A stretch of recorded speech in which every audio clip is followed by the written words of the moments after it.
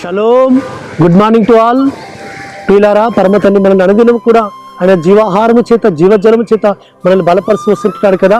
ఈ దినం కూడా అనుదిన కృపలలో వస్తున్న లేఖన భాగం మనం చూసుకుంటుంటే పేతురు రాసిన 2వ పత్రిక 2వ అధ్యాయము 1వ వచనంలో అటువల్లే మీలో అబద్ధ బోధకులుందరు అను. ప్రియులారా, మన రక్షకుడిని యెహోషువ మెస్సియా అలనాడే చెప్పాడు ఆయన. అవును, యెహోషువ మెస్సియా నామములో సంఘముగా కూడుతున్న మీలో అనేక మంది అబద్ధ బోధకులు బయలుదేరుతారు, అబద్ధ బోధకులు వస్తారు. గొర్రెల చర్మం కప్పుకొని తోడేళ్ళ లాంటి క్రూరమును ఆ మనసత్వం కలిగిన వారు, తోడేళ్ళ లాంటి స్వభావం కలిగిన వారు అనేకులు మీ నుంచి బయలుదేరుతారు. కాబట్టి ఈ కడవరి దినాల్లో ఆయన మాట నెరవేర్చబడుతుంది. అనేక మంది అబద్ధ బోధకులు బయలుదేరారు. ఆయన యొక్క రక్తంతో కడగబడిన వారు, ఆ రక్తంతో విమోచింపబడిన వారు, ఆ రక్తమును ఒకప్పుడు ఆయన యొక్క పాప విమోచనను కలుగుతుందని విశ్వసించిన వారు కూడా ఇప్పుడు ఆయన రక్తమును తృణీకరిస్తుంటున్నారు. ఆయన పరిశుద్ధాత్మను పొందుకున్న వారు కూడా పరిశుద్ధాత్మ లేదని బోధిస్తున్న బోధకులు చాలా మంది బయలుదేరారు సుమా. కాబట్టి అందుకే అపోస్తలులు కూడా హెచ్చరిస్తున్నారు సుమా, అబద్ధ బోధకులు మీలో నుంచి చాలా మంది బయలుదేరుతున్నారు.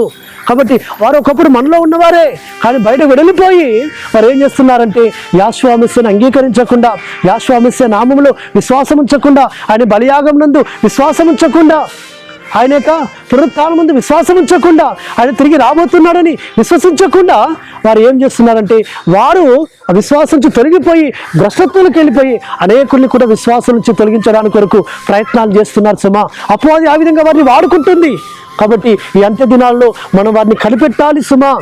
ఏది అబద్ధ బోధ, ఏది నిజమైన బోధ, ఏది పరిశుద్ధాత్ముడు ఎవరిని పంపిస్తున్నాడు, పరిశుద్ధాత్మ నింపబడి ఎవరు బోధిస్తున్నారు, పరిశుద్ధాత్మతో అభిషేకింపబడిన వారు ఎవరు బోధిస్తారంటే ఏమని బోధిస్తారంటే వారు యెహోషువనే మెస్సయ్యాని, యెహోషువ మెస్సియా బలియాగాన్ని, యెహోషువ మెస్సియా మరణ భూస్థాపన పునరుత్థానం ప్రకటిస్తారు.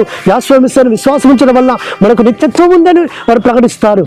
కానీ నేడు దినాల్లో యెహోషువ మెస్సియాలో నుంచి వెళ్ళిపోయి అనేక మంది భ్రష్టత్వంలో ఉండి ఈ దినాలలో మన యొక్క విశ్వాసం నుంచి మనం తొలగిపోవడానికి కొరకు ప్రయత్నాలు చేస్తున్నారు.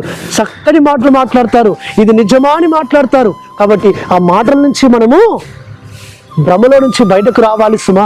కాబట్టి ఏది భ్రమపరచు ఆత్మ ఏదో, సత్యస్వరూపైన ఆత్మ ఏదో, నిజమైన ఆత్మ ఏదో మనం గ్రహించాలి సుమా. కాబట్టి యెహోషువ మెస్సియా ఈ లోకానికి వచ్చాడు, మరణించి తిరిగి లేచాడని అంగీకరించేవారే యెహోషువ మెస్సియా సంబంధులు సుమా, ఎలోహిం సంబంధులు సుమా. వాళ్ళు ఎలోహిం చేత పంపబడిన వారు సుమా.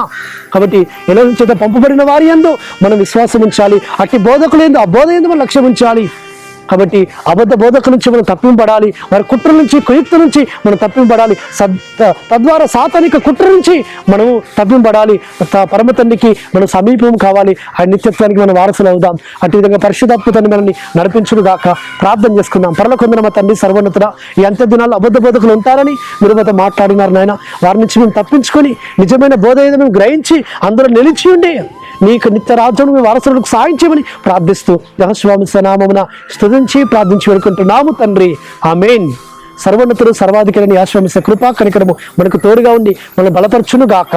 ఆమేన్.